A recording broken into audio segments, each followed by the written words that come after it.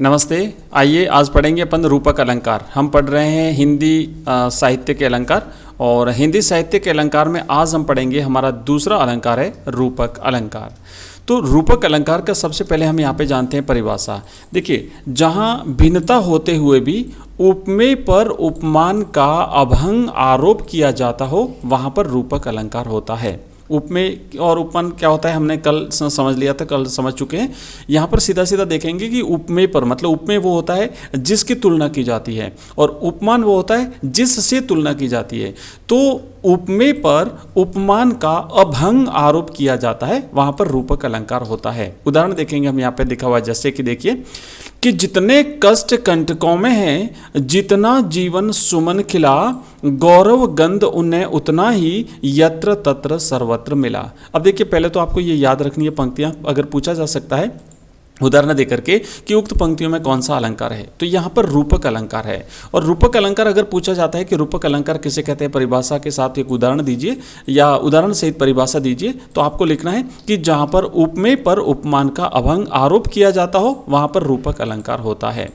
अब यहाँ पे देखो जो लिखा हुआ ना, जो उदाहरण दिया हुआ, इसका अर्थ ये होता है कि उक्त पंक्तियों में कष्ट पर कांटों का, है ना, लिखा है, देखो जितने कष्ट कंटकों में है ना, मतलब कष्ट पर अब आरोप किया गया कंटकों का यानी कांटों का, और जितना जीवन सुमन खिला, जीवन पर आरोप किया सुमन, सुमन यानी पुष्प, फूलों का, तो जीवन पर पुष्प का।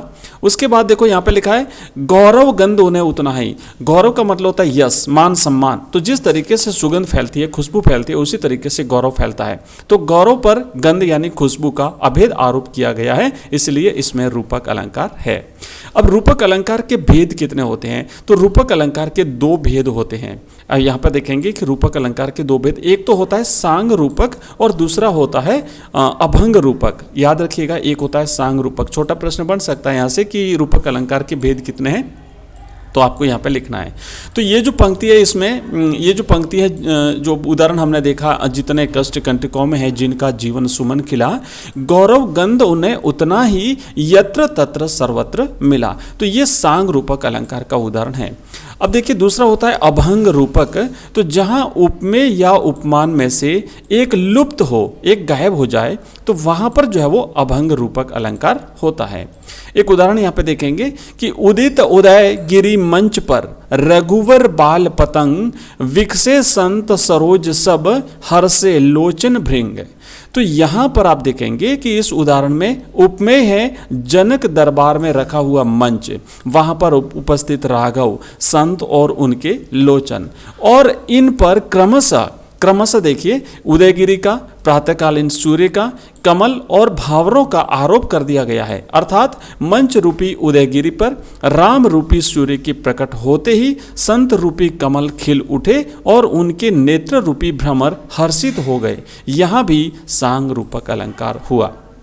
ठीक है, तो ये जो हमने पढ़ा है आज, ये है हमारा रूपक अलंकार। ठीक है, नेक्स्ट हम पढ़ेंगे जो उत्प्रेक्षा अलंकार है, इसको हम नेक्स्ट वीडियो में लेंगे। तो मिलते हैं जल्दी नेक्स्ट वीडियो में, तब तक के लिए बाय, धन्यवाद।